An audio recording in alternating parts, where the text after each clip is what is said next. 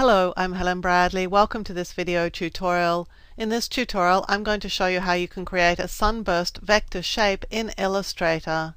Before we get started creating our sunburst effect, let's have a look and see what it is that we're aiming for. Here I have a sunburst and it's just offset in this rectangle, but you could have a circular one if you like. We're going to start with circular and then we're going to crop it to a rectangle.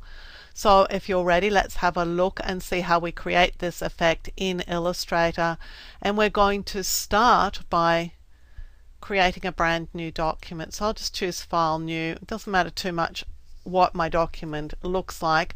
I'm going to start with the ellipse tool. So I'm going to select the ellipse tool and drag a shape on my image, and I need this to be a perfect circle, so I'm going to hold the Shift key as I draw it and then just let go.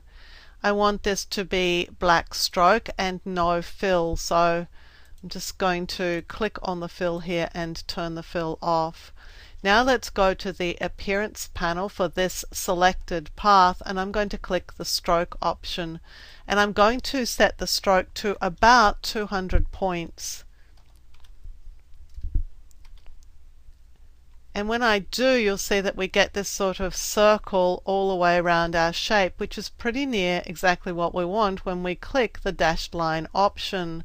Now with the dashed line option, I can set the dashes to whatever I want, and this is going to affect how many of these sunbeam things there are around the shape. So let's just go to 20 and try that. This is what I'm a little concerned about. You can see that there's an uneven spacing here, but you'll see that you can adjust that by clicking this option here. So just work out how many points you need to get the number of sun rays that you want for your particular shape. I'm going to do a few more in this one rather than less, so I'm going to 10 points. And when I've got what I want, I'm just going to click away from this.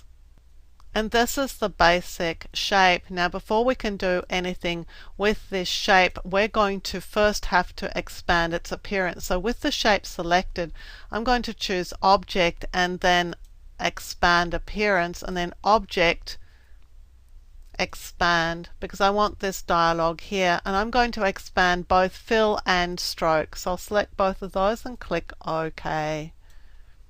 And now each of these sunbursts is a separate shape, and I need now to close up the middle, and I can do that by grabbing the lasso tool. It's the easiest tool to use, and all I'm going to do is just drag around because I want to select all the nodes and pointers, handles in the middle. Then I'm going to choose Object and then Path, and then I'm going to choose Average, and with Average I'm going to select both horizontal and vertical and click OK. And what that does is it just closes up the middle nicely for me. So I'm going to click outside my shape, and here is my sunburst shape. So with it selected, I can then go to what is now my fill color, and I can choose a different fill color for it. And we could fill it with a gradient. We could do anything we liked at this point. So let's see now how we're going to crop it. So I'm going to select the rectangle tool. I'm going to start by drawing a rectangle, and I'm just going to hold the space bar as I bring it in position over the top of my sunburst, because I want to work out exactly where the sunburst is going and where the rectangle is going relative to it.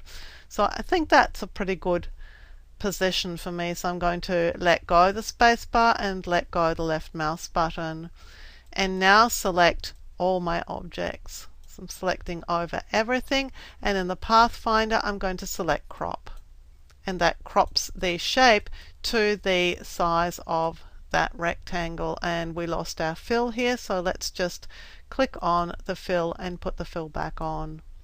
So here is a shape that we could save to our symbol library, and those sunbursts are very, very easy to create in Illustrator as vector shapes. And of course, if you add it to your symbol library, then you'll have it available anytime you want to use it, and it's very easy to create ones with different numbers of rays in them. I'm Helen Bradley. Thank you for joining me for this video tutorial. Look out for more of my videos on this YouTube channel, and please like and comment on the videos. Look out too for my website at projectwoman.com. There you'll find more tutorials and tips and tricks for Illustrator, Photoshop, Photoshop Elements, Lightroom, GIMP, and a whole lot more.